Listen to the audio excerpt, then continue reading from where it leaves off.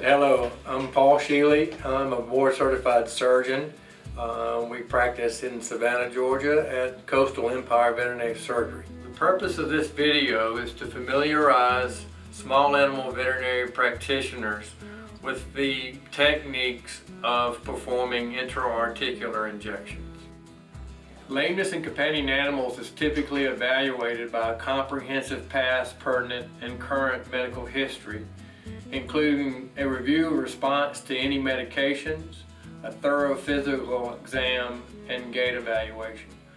Further musculoskeletal and neurological examination should help exclude neurological cases that may mimic orthopedic causes. Joint disease is typically evident by more intense lameness, periarticular enlargement, effusion, loss of range of motion, and pain, laxity, and crepitus on joint manipulation. Initial diagnostics may include radiographs, CBC, chemistry profile, and urinalysis.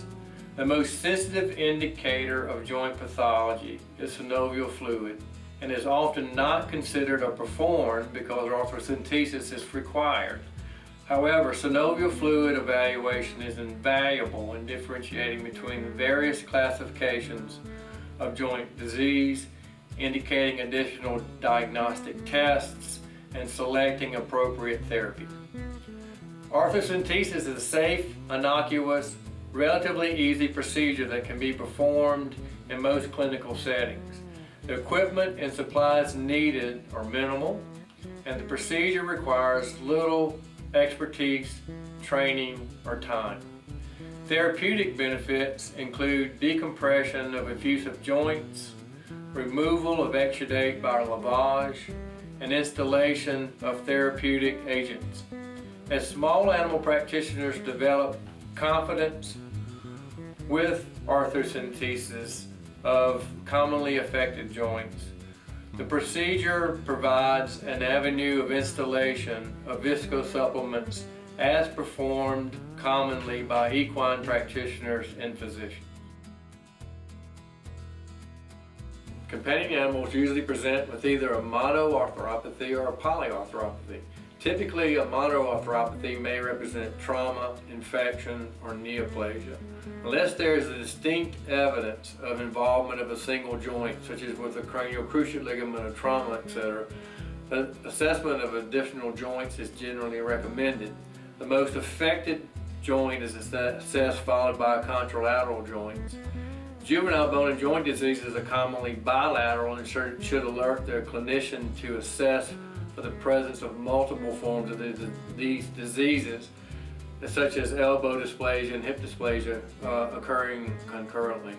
Patients with distinct evidence of multiple joints require consideration for selective multiple synovial fluid sampling. Effusive joints provide ample amounts of fluid, but disease does not always provide substantial fluid. Smaller joints are also problematic when attempting withdrawal of fluid. It's important to assess the gross characteristics of the fluid, not just the volume. So color, volume, viscosity are easily evaluated. As a general rule, normal fluid is clear, degenerative fluid is straw-colored, septic fluid is cloudy or milky, iatrogenic blood is unevenly distributed, and chronic hemorrhage is evenly distributed. Additionally, viscosity is assessed manually by stretching fluid from the thumb and index finger. The string of normal fluid should remain intact throughout separation of the digits. If indicated, serology or culture and sensitivity should be performed in addition to fluid analysis and cytology. Synovial fluid for culture is best submitted in blood culture media with a request to the lab for culture at submission and at 24 hours after incubation. Typically, 0.5 mils is a generous amount of fluid in normal, larger joints. It is advantageous to collect enough fluid for fluid analysis and cytology.